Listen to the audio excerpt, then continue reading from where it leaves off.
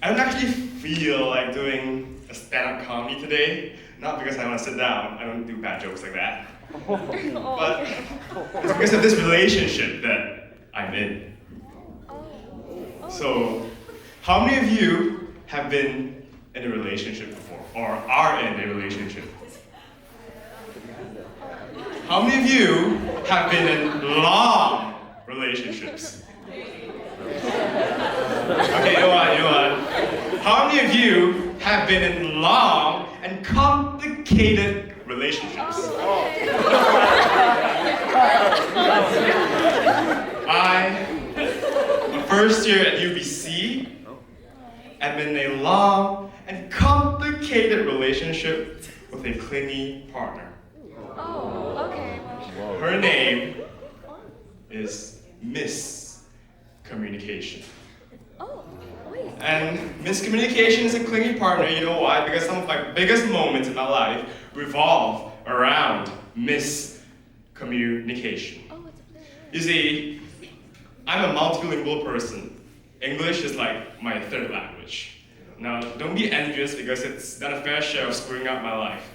So, when I was 13, my parents decided to transfer me to an English medium school. Now, Mandarin Chinese is my first language, and I've spoken and written Mandarin all my life, and I've never actually learned formally English before, up to when I was 13. So I had a language barrier, it was difficult. And then I went to the school, I kind of couldn't really communicate with anyone, so there was a lot of miscommunication. That's when she became my partner, by the way. But then I realized something. I realized that English is actually not that difficult after all. In fact, English is very easy. Do you agree? Are there any English majors out there? You know what? Before you come at me, give me a chance to explain why. So my English teacher actually taught me something really cool. It's a game. It's called Adding the Y game. It's a game when you play when you want to change a noun to an adjective. For example, you can shout out the answer if you know. Vancouver has wind, so Vancouver is windy. You're getting it. English is easy. Vancouver has rain, so Vancouver is rainy. And last week, class was canceled because Vancouver had snow. So Vancouver was snowy. See? English is easy. So I kept on playing the Adding the Y game because I realized that English was easy. And I wanted to make sure that my English constantly improved because application is the key to learning effectively, right? So a few years later, there was this school trip to the zoo. And at the zoo, I was still going at it. I was on a roll. In fact, I was on 2, 3, 4, 5, 6 rolls. And then I saw animals like porcupines that had spikes. So I was like, spike, spiky. I saw animals with lots of fur, furry. And I was really, really proud of myself. In fact, all of my friends were really proud of me, and they were like, "Kid, you're nailing it, man. Your English is really steadily improving." I was like, I know. And so I was walking, and then I saw my favorite animal. And I was really mesmerized by it. In fact, I've always been fond of animals, but I'm really especially fond of my favorite animal. I looked at it, looked back. It was one of the best feelings I've ever had. And I really wanted to describe it using the Adding the Y game, changing a noun to an adjective. And I really wanted to express my strong affection for my favorite animal, so I made sure that all my friends and teachers could listen to me. And then I stood there, thought of what to say, and then I did. That deer is horny. Oh my God. And then everybody looked at me. Asian eyes became Caucasian eyes. And then I was like, what's wrong? And it was kind of weird because I kept looking up, they all kept looking down. But then a few days later, I realized why. And then I was like, okay, I'm gonna break up with miscommunication because that was an embarrassing experience. But then a few weeks later, miscommunication paid me another visit. So I was having this conversation with my friends. Hey, you know boys at 13, we start to have lots of bonding and lots of conversations about things, about a lot of things. We start having conversations about things from things, what we do outside the house, to things that we do inside the toilet. So my friend Braden approached me, and he was like, "Hey Ken, do you masturbate?" And then I looked at him like any 13-year-old boy would, and I said, "Yeah." In my parents' room, it's really big, it's comfortable. And then he looked at me, and he was Asian, by the way, so his eyes became Caucasian again. And then he was like, "What?" And I said, "Yeah, in my parents' room. In fact, it's really comfortable." And all I was thinking was my parents' king-sized master bed, and it's really comfortable. But my friends did not give me a chance. They started laughing at me. They started calling me names.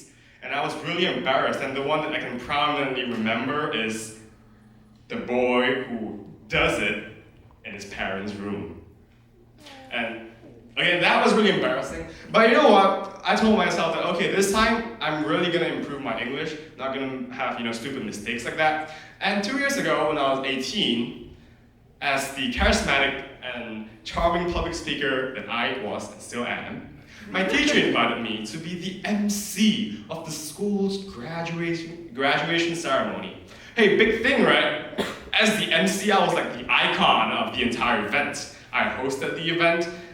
Kian wearing suit and tie.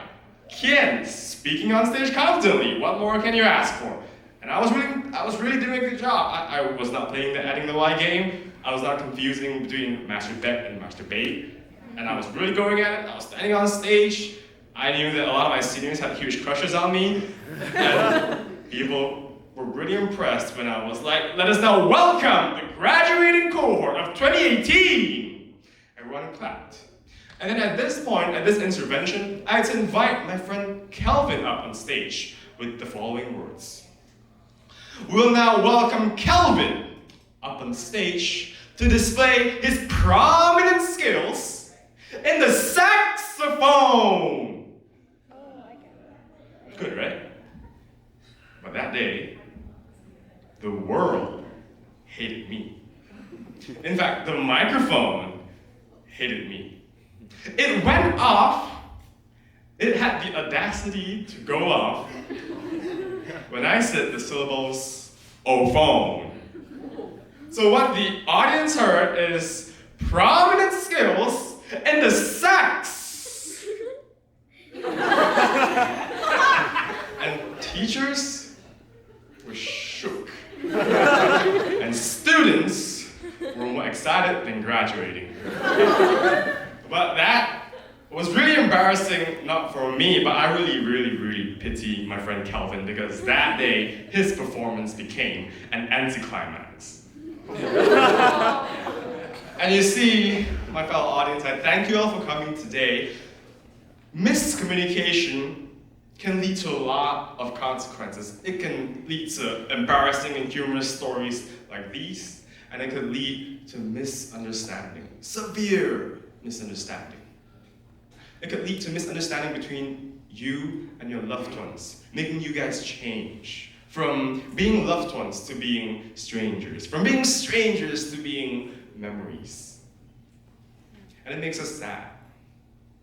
So my wish for you on the 2020 Chinese New Year's Eve is that the miscommunication and the misunderstanding between you and your loved ones will be resolved, and things will always be clarity at their very best. Thank you very much.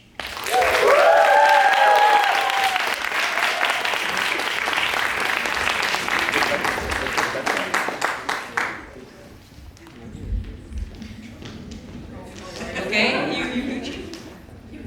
No, I'm just laughing so hard that I got my head. We're okay now. I'm okay now. Thank you, Kian. Our next performance is the UBC Bangra Club. What is that, Nat? So Bangya is folk music